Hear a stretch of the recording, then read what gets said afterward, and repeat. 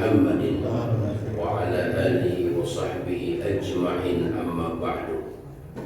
Bapak, para jamaah Masjid Jami Nur Hidayah, mudah-mudahan kita senantiasa diberkahi Allah Subhanahu wa Ta'ala. Pada pagi hari ini kita sampai kepada kajian kitab An-Nashihah Ad-Diniyah wal Wasaya Imaniyah, tentang nasihat-nasihat agama dan pesan-pesan yang berkaitan dengan iman. Di antaranya adalah berbuat baik dengan sahabat. Ini ada berbuat baik dengan orang tua, ada berbuat baik dengan kerabat, ada berbuat baik dengan tetangga, ada berbuat baik dengan sahabat. Ya, jadi karena Islam itu isinya adalah ad-dinu al-muamalah. Jadi agama itu adalah bagaimana kita punya pola cara kita berinteraksi, berhubungan, bermuamalah kepada sesama manusia.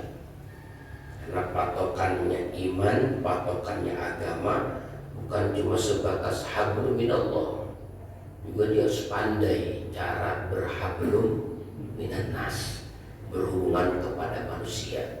Di antaranya adalah manusia yang terdekat, yang jasanya banyak untuk kita adalah kita punya orang tua.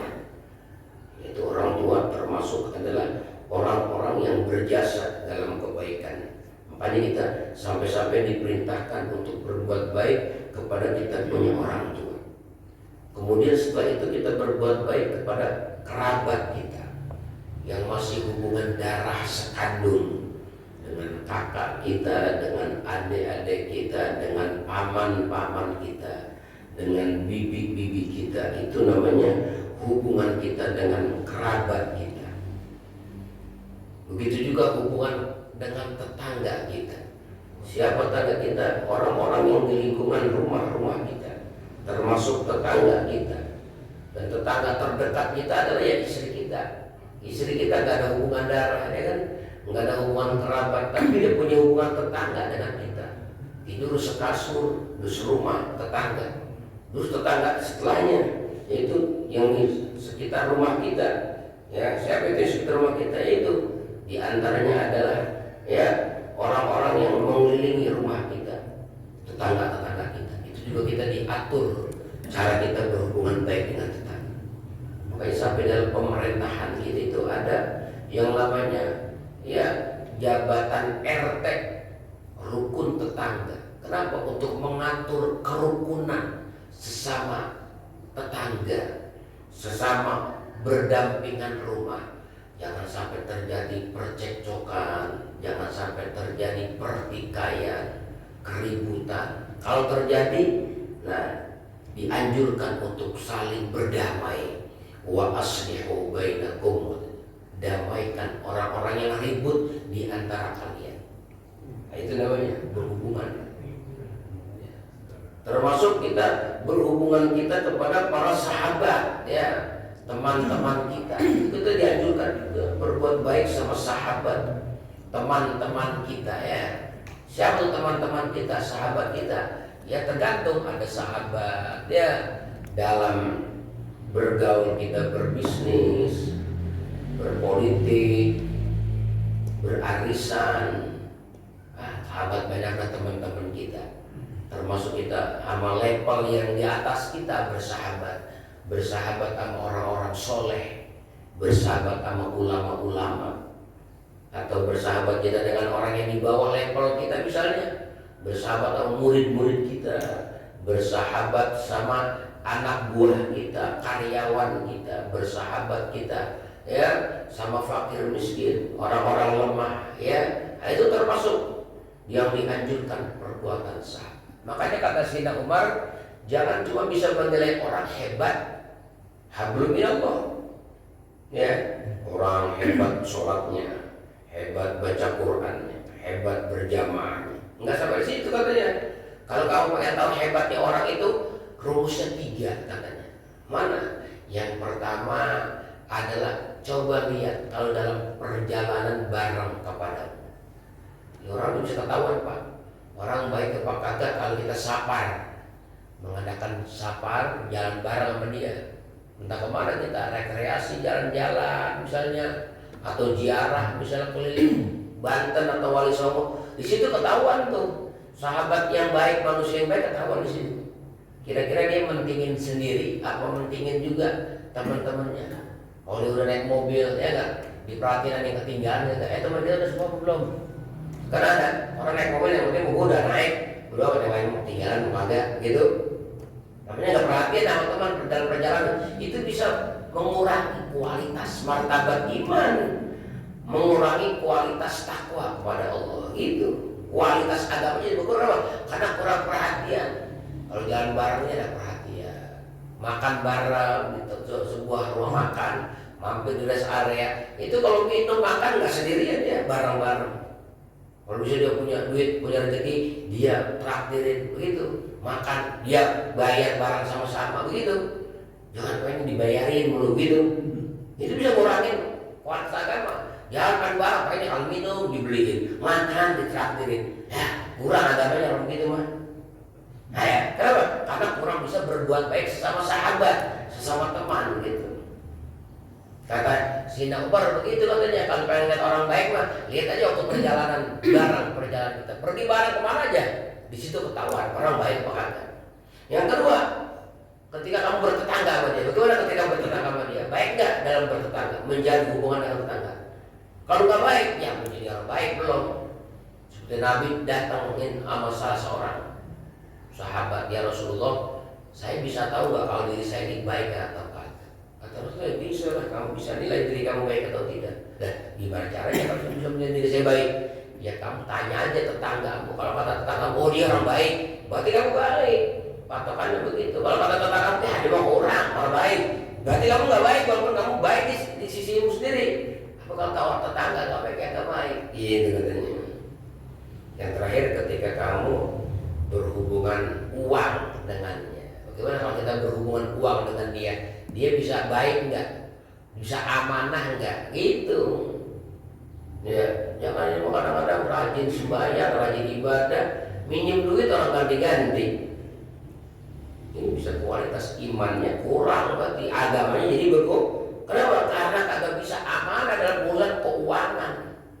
Makanya kalau kita megang keuangan, itu paling menentukan nasib agama kita. Kita megang nih bagian bendahara atau apa aja urusan keuangan, nah kita di situ diuji keagamaan kita. Bisa amanah nggak masalah keuangan begitu? Iya, jangan dinilai orang itu udah jadi wali atau soleh, tuh hebat agamanya sehingga disodorkan dulu masalah keuangan. Kalau dia bisa amanah berarti orang baik. Tapi kalau ditilep tuh duit, ya nggak ada kabar ceritanya, wah ini orang agak baik alamatnya. Begitu ya masalah keuangan. Nah sini kita baca ya, masalah persahabatan biar kita tahu caranya gimana sih kita bergaul dalam sahabat. Di sini katanya wa amal ihsanu ilal ashab, adapun berbuat baik kita kepada sahabat-sahabat kita fawa makmurun, maka itu memang diperintahkan oleh agama kita. Di dalam bersahabat ini Pak, ya dalam bersahabat nih, itu yang diperintahkan agama kita berbuat baik sama sahabat. Jadi kalau kita pengen menjalin persahabatan, cita-cita kita dalam menjalin persahabatan punya teman harus minimal punya niat pengen berbuat baik sama teman, gitu. Jangan pengen ngadu nasib, aku ketemu sama dia, kali ini nasib gue berubah. Nah itu mengambil untung namanya. Justru orang bersahabat itu cita-cita mau ngasih keuntungan sama orang lain. Kenapa?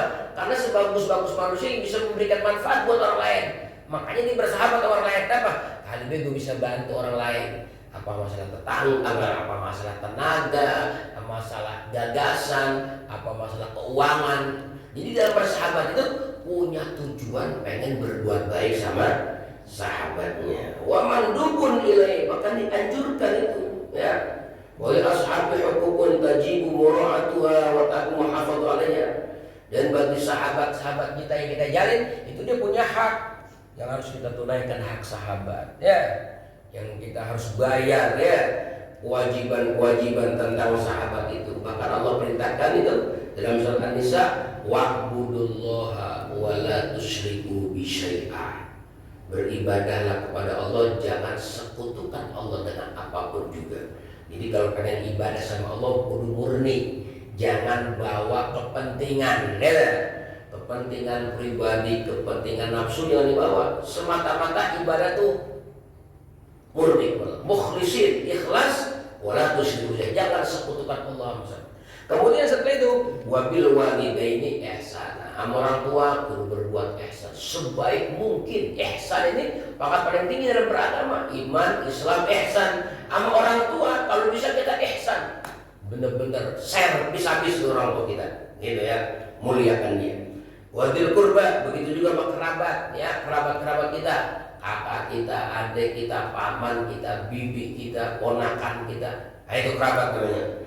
Wal yatama, anak yatim, wal masakin, orang miskin, wal jalil kurba, tetangga yang masih hubungan sama kerabat, udahnya tetangga, kerabat lagi, wah itu double kita, kudu berbuat baik. Wal jalil atau tetangga yang kagak ada hubungan keluarga, ya. Kita tetangga tapi kerabat bukan tapi rumahnya dekat, saudara juga, perbaiki persahabatan kita dengan dia. Kemudian wasahibil jambi, dan sahabat yang ada di pinggir kamu. Sahabat yang di pinggir kita siapa itu? Macam-macam ya. Ada sahabat yang di pinggir kita, ya istri kita. Sahabat di pinggir kita. Atau sahabat yang bersifat khusus atau umum. Sahabat kita di kereta, mobil, bis. Kita mau ke Jawa, naik mobil bis, duduk kita, tahu-tahu ada orang duduk juga di samping kita. Ini sahabat juga nih. Gimana kita berbuat sahabat sama dia, nih, teman kita di bis, teman kita di kereta. Itu kita diajarin Pak untuk berbuat baik kepada mereka semua. Katanya begitu. Dikatakan dari hadis Nabi kita Muhammad SAW, Nabi bersabda, "Ma min sahibin yashabu sahiban wal sa'atan min naharin illa su'ila an suhbati yawmal qiyamah. Hal aqama fi haqqillah aw adha'ahu." Masya Allah. Nabi katanya tidaklah seorang berteman walaupun hanya cuma satu saat saja. Berteman cuma satu saat nih, sebentarnya sejam paling. Ya Allah, itu besok katanya di hari kiamat ditanya dia tentang persahabatan sama orang yang duduk sebentar aja, ditanya apakah dia betul-betul melaksanakan perintah Allah dalam makna menjaga hubungan persahabatan itu atau tidak. Makanya kita kudu bisa memberikan pesan ya. Kalau kita duduk semobil, sekereta sama orang tuh, kita kudu bawa pesan nih, teman saya tadi di kereta masuk baik banget, orangnya ajer, sopan santun, ngomongnya enakin, dia makan minum kita ditawarin, Masya Allah. Barang dia kagak minta, tapi kita nawarin, malah dia kagak terima, tetap aja punya pesan. Makan Pak, minum Pak. Enggak, termasuk udah saya udah makan, udah minum. Kan ada orang di mobil, di kereta mau makan minum di sampingnya kagak tawarin. Kalau mau makan enak aja, minum enak aja. Padahal di samping juga aus juga benar. Benar kalau dibeliin aqua satu lagi aja bisa jadi batu surga itu dia. Iya, bisa jadi batu surga. Iya, begitu ya. Masya Allah. Kita menjaga hubungan yang baik dengan sahabat kita yang ada di samping kita, meskipun cuma satu saat saja. Masya Allah. Kita ini duduk bareng ngobrol ya. Itu Masya Allah ya. Kita ada hak dalam bersahabat ya. Itu katanya wa qala sallallahu wasallam hal ashab khairuhum li sahibi wa hal jiran khairuhum li jari. Nabi katakan sebagus-bagus sahabat adalah yang paling bisa berbuat baik sama temannya. Ini kita bersahabat nih, berdua orang misalnya. Siapa orang yang terbaik? Orang yang terbaik adalah orang yang paling bisa berbuat baik sama temannya. Itu. Jadi kita dalam bersahabat itu Pak yang punya ranking orang yang bisa jasanya lebih banyak dari temannya yang lain. Makanya berlomba-lomba fastabiqul khairat, berlomba-lomba kita dalam berbuat kebaikan begitu. Dalam berbuat kebaikan kita berlomba-lomba. Jadi dalam bersahabat ini siapa orang yang terbaik di hadapan Allah? Mereka yang paling banyak jasanya sama temannya. Begitu juga wakil jiran, sebaik-baik tetangga. Siapakah khairuhum li jari? Yang paling berbuat baik sama tetangganya. Ini tetangga berdekatan nih, di hadapan Allah dinilai nih, mana nih tetangga yang paling baik? Ya itu yang paling banyak jasanya, paling banyak kebaikannya sama tetangganya. Dialah orang yang terbaik di hadapan Allah. Makanya kita berlomba-lomba. Mudah-mudahan kita lebih dulu, lebih terdepan menjadi orang-orang yang bisa berbuat baik dengan tetangga dan teman-teman kita. Amin ya rabbal. Gitu ya.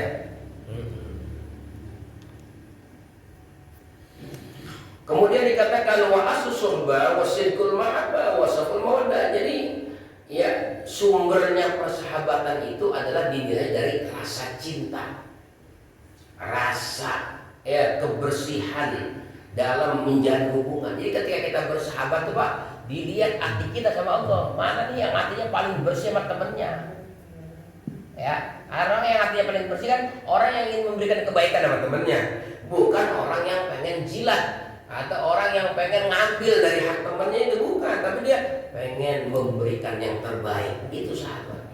Ya, jadi sumber persahabatan harus benar-benar memiliki cinta sejati sama sahabat, cinta sejati sama tetangga, gitu ya. Dan apabila itu terjadi, maka itu pahalanya besar. Masya Allah Pak, bisa ngalahin pahala sembahyang berjamaah juga, pahala tahajud. Orang yang paling ya bisa memiliki menjalin persahabatan, kemudian dia persahabatannya ingin memberikan kebaikan kepada orang. Kenapa? Lantaran dia punya tertanam di hatinya rasa cinta sama tetangga, rasa cinta sama sahabat, sehingga ekspresi cinta yang sejati itu nampak dalam sikap dan perbuatan. Oh, dia yang berbuat baik, dia yang ngasih kebaikan. Itu ya orang-orang yang terbaik seperti itu keadaannya ya di hadapan Allah SWT. Dikatakan dekatnya sini pahalanya sangat besar. Orang yang berlomba-lomba berbuat baik dengan sahabatnya, berlomba-lomba berbuat baik dengan tetangganya. Jadi jangan ada istilah begini, lu baik, gua baik, begitu ya. Lu jahat, ya gua juga jahat. Jangan begitu. Itu mah namanya kagak punya nilai kebaikan. Ya enggak? Kadang-kadang kita kan begitu, pengen bahagia sama tetangga, ya kalau tetangganya baik. Ini tetangga ini kita perlu pentingin ya apa? Dia merada bayan yang mana terus salah emang apa? Ya tetangga usil begitu kan ketika bagi begitu. Tapi kagak, kalau dalam Islam itu mau yang baik mau yang tetap diperlakukan sama dia dengan cara yang baik. Iya. Ya, kalau orang berbuat baik sama kita, kita berbuat baik lagi banyak, itu memang satu keharusan. Itu mah satu kewajiban lah. Dia udah berbuat baik sama kita balas lagi. Itu satu kewajiban. Orang kondangan sama kita kondangan lagi kan begitu ya. Ini orang kagak kondangan sama kita kondangan sama dia, ngapain amat kan begitu biasanya. Nah udah kondangan baik, kita berbuat baik, tanam kebaikan sebanyak-banyaknya. Di dunia ini berbuat baik sama siapa? Makanya itu orang yang punya kemuliaan katanya bukan hanya orang yang bisa masukin temennya ke sorga. Orang mengajak temennya ke sorga itu bukan sebuah keistimewaan. Yang istimewa mengajak musuh ke sorga. Itu dia hebat mah.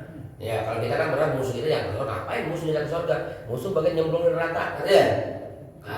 Kalau orang terbaik jadinya jangankan sahabat baik, sampai musuh aja dia punya cita-cita.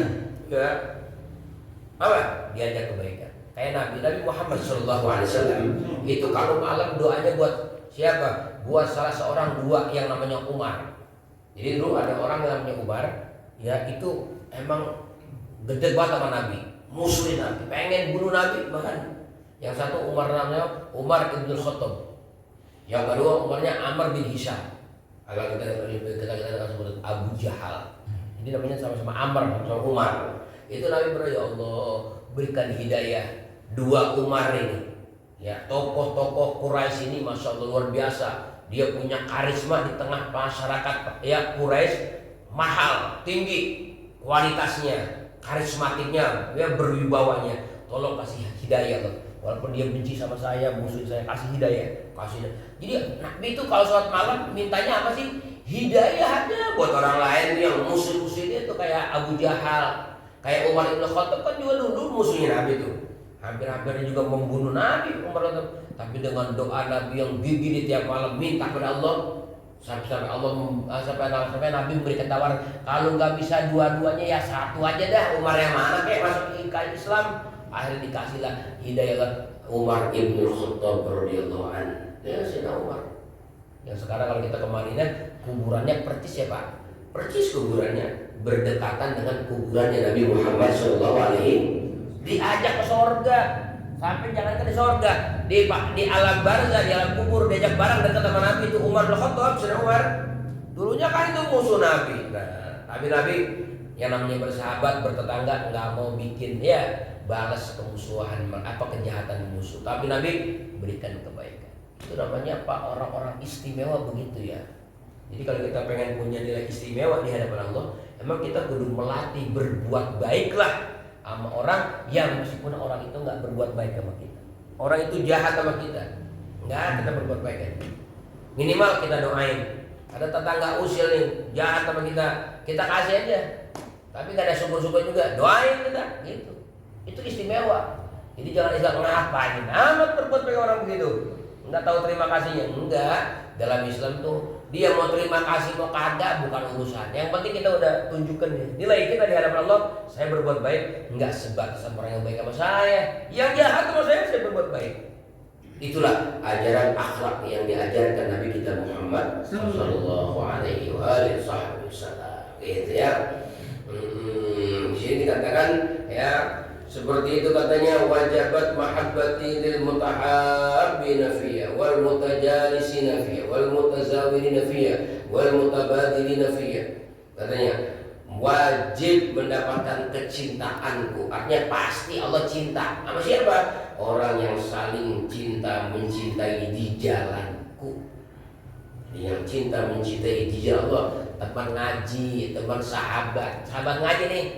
Ya, teman sama teman yang ngaji nih, teman sama guru gitu ya, bersahabat sama guru. Itu kalau di jalan persahabatannya saling mengunjungi, saling memberi ya, saling membantu. Itu katanya dipastikan wajabat mahabbati.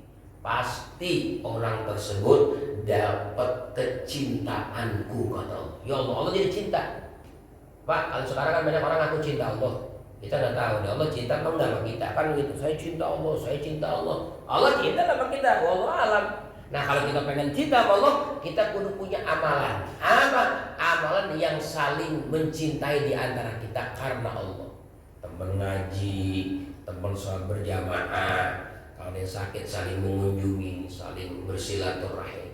Nah itu termasuk amal-amalan yang mengundang kecintaan Allah Subhanahu wa Ta'ala. Ya, makanya hubungan guru sama murid, hubungan kita sama orang soleh itu nilainya kadernya sangat tinggi. Ya, makanya kita kudu punya program ya dalam hidup ini, berteman sama orang soleh, biar dia yang memberikan saran-saran kepada kita sehingga keberagaman kita meningkat. Gitu. Seperti kita dalam jasmani kita ada dokter spesial ya kan. Kita misalnya punya dokter pribadi, dokter spesial yang ngurusin masalah paru-paru kita, ngurusin masalah ginjal kita, ngurusin masalah THT kita. Kan kita pengen tuh punya dokter pribadi, dokter khusus yang menangani penyakit kita, yang masalah-masalah jasmani. Begitu juga sebenarnya rohani kita. Kita harus punya tuh ya yang namanya teman-teman rohani yang bisa membimbing kehidupan beragama kita dari kalangan-kalangan orang-orang soleh gitu ya. Nah itu diantaranya seperti itu ya. Kalangan orang soleh itu penting banget kita jaga hubungan kita baik dengan mereka. Dikatakan di sini, yaqulullah, bersabda Allah Taala, berfirman Allah Taala di hari kiamat, ainal mutahabuna bi jalali al-yawm udilluhum fi dhilli yawma la dhilla illa dhilluh. Ya, Allah berfirman dalam hadis kursinya, manakah orang-orang yang dulu di dunia punya hubungan cinta karena aku. Jadi ada orang hubungan cintanya karena Allah aja, nggak punya jabatan, nggak dapat duit, datang jauh-jauh, ya ke Kudus, ke Sunan Kudus ziarah. Emang dapat apa ziarah ke Sunan Kudus? Ya kagak dapat apa-apa. Lalu ke sono, lah bayar $1,5 ziarahnya seminggu, ya nggak? Ya Allah, belum lagi jajannya, habis dah 3 juta mah begitu. 3 juta buat jalan-jalan doang ketemu orang soleh. Nah, itu termasuk kecintaan karena Allah. Ya, kita hadir tempat haul orang-orang soleh, ada haul Tuan Syekh Abdul Qadir Jailani, ada haulnya Syekh Abu Bakar bin Salim, ada haulnya Habib ini. Jadi gitu, kita datang dengan korban waktu, korban tenaga, harta kita korbanin. Dapat apa di sana? Ya nggak dapat apa-apa. Emang dapat apa sih?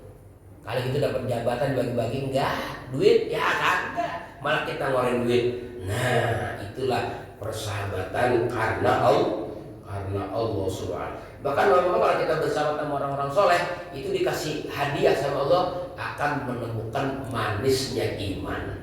Jadi kalau iman kita ini pengen lezat, iman kita pengen terasa manis dalam melaksanakan amalan-amal iman, sholat kita, zikir kita, baca Quran kita pengen lezat, pengen manis, itu kuncinya mencintai orang-orang soleh. Ya, bahkan nanti katanya di hari kiamat ada orang yang kepanasan, dia mah nggak kepanasan, dia dapat naungan Allah, dikasih seperti apa, tempat berteduh, naungan. Siapa itu mereka? Dia adalah dua orang yang saling bercinta-cinta karena Allah. Teman ngaji kayak kita ini ngumpul-ngumpul, kita ngaji, teman ngaji karena Allah aja. Mau cari apa sih ngaji? Ya nggak cari apa-apa, cari ridho Allah sama teman-teman bareng ngumpul di musik. Itu namanya persahabatan yang karena Allah nih Pak. Ini kita sungguh-sungguh nih ya Allah, persahabatan termasuk karena Allah. Kagak ngomongin politik, kagak ngomongin duit, ya. Ini kita kalau datang mungkin dapat duit nggak? Kagak. Dapat politik kagak. Jadi nggak ada urusan politik kagak, duit kagak. Dapat apa? Lah kita berdemen ngaji dengan nasihat agama, itu termasuk bersahabat karena Allah. Beda Pak kalau persahabatan sama pejabat, persahabatan sama orang-orang kaya, pasti ada iming-iming. Siapa tahu kecipratan jabatan, siapa tahu kecipratan duit. Itu persahabatan yang bukan karena Allah. Karena ada dunia yang dicari. Meskipun memang boleh begitu, nggak dilarang. Berteman sama orang kaya, siapa tahu kalau berteman sama orang kaya mah kecipratan bagi duit, boleh-boleh aja. Tapi nggak dapat pahala. Yang dapat pahala berteman sama orang-orang soleh, orang-orang mulia di hadapan Allah Subhanahu wa taala, begitu ya. Itu dianjurkan seperti itu. Makanya ya, seseorang yang mencintai manusia, merasa nyaman dengan manusia, bersahabat. Kenapa? Karena dia itu cinta kepada Allah, berbuat amal Tuhan, maka itu termasuk juga amalan cinta karena Allah. Jadi kalau kita cinta sama orang nih Pak, cinta sama orang soleh, kan tanpa alasan dia, kenapa sih kamu cinta sama orang soleh dibagi duit? Ya kagak sih kalau dibagi duit. Ya itu cinta sama soleh. Ya demen aja dia ahli takwa, dia orang soleh, punya amal ibadah, taatnya, serasa sama dia. Itu namanya persahabatan karena Allah. Itu pahalanya gede.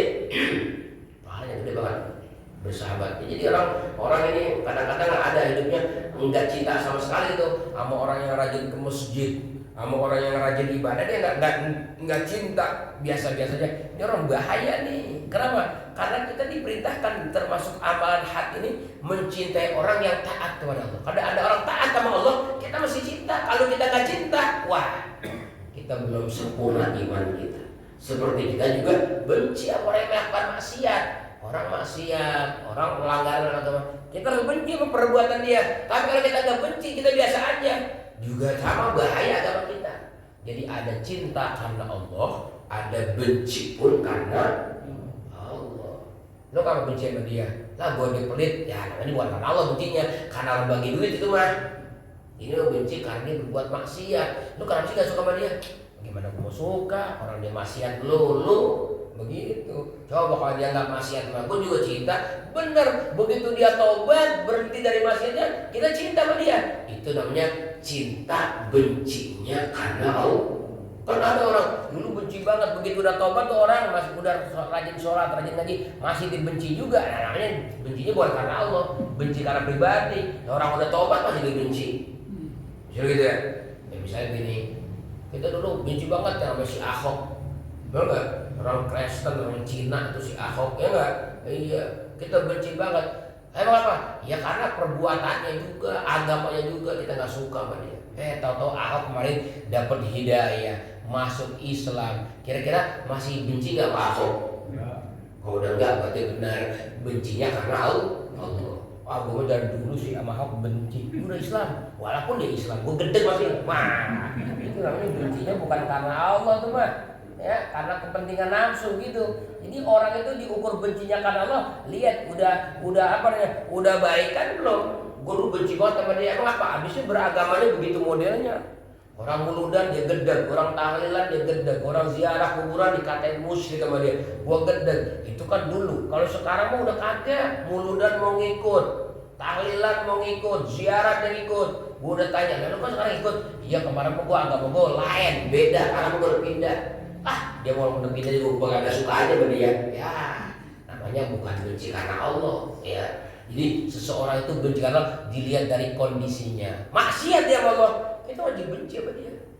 Munkar dia perbuatan kita udah benci sama Allah. Tapi begitu dia udah tobat, udah sadar, wajib kita cinta sama dia. Kenapa? Karena dia udah berubah, udah taat kepada Allah. Itu makanya bencinya bukan sama orangnya, berarti benci sama apanya? Sama perbuatannya gitu.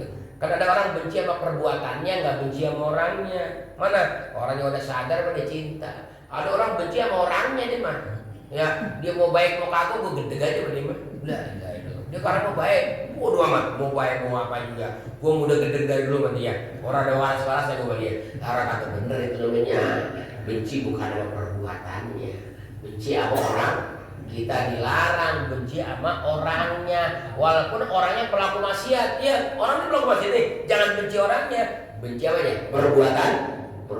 Entar kalau perbuatannya berhenti, kita bakal cinta sama dia. Itulah makna menjaga hubungan baik dengan sahabat. Mudah-mudahan Allah jaga persahabatan kita ini. Di tiap subuh kita bergabung bersama Masjidul Hidayah, ikut kajian, kemudian persahabatan yang karena Allah. Amin ya rabbal alamin. Sallallahu rabbuna ala nuril mubin Ahmad al-Mustafa Sayyidil Mursalin. Sallallahu rabbuna ala nuril mubin Ahmad al-Mustafa Sayyidil Mursalin wa ala alihi wa sahbihi ajma'in wa ala alihi wa sahbihi ajma'in. Kita baca Fatihah buat Haji Burham ya. Burham belum ini ya, belum bergabung ya, masih di rumah ya. Doain mudah-mudahan tambahan tambah sehat ya. Allah berikan kekuatan zahir batinnya sehingga bisa lagi kumpul bersama kita.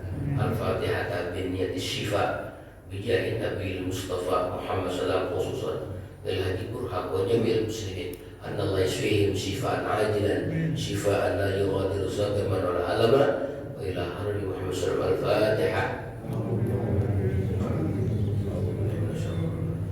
Bismillahirrahmanirrahim. Alhamdulillah. Ar-Rahmanir-Rahim. Maliki yaumiddin. Iyyaka na'budu wa iyyaka nasta'in. Shiratal mustaqim. Shiratal ladzina an'amta 'alaihim ghairil maghdubi 'alaihim waladdallin. Jadi adab ya Pak, di antara kita bersahabat, kalau teman kita sakit kita besuk, kita tengokin ya. Dan itu pun dengan catatan ya. Dengan catatan tanya dulu keluarganya, mau gak ditemuin, mau gak dibesuk. Kadang-kadang ada orang sakit pengen istirahat total, nggak mau ketemu orang kan begitu. Ada orang begitu, nah kita nggak boleh tuh besuk. Ya, ada yang welcome, oh ya silakan kalau mau besuk, silakan datang gitu. Nah itu tata cara kita berkunjung sama orang sakit begitu. Tanya dulu pihak keluarganya bisa ditemuin apa kagak, jangan tahu-tahu langsung aja kita ketemuin. Takutnya dia nggak siap gitu. Tuh orang sakit kadang-kadang ada pengen istirahat total kalau mau ketemu orang. Apakah ada penyakitnya, misalnya contohnya seperti kalau sekarang muncul lagi namanya penyakit COVID kan gitu ya.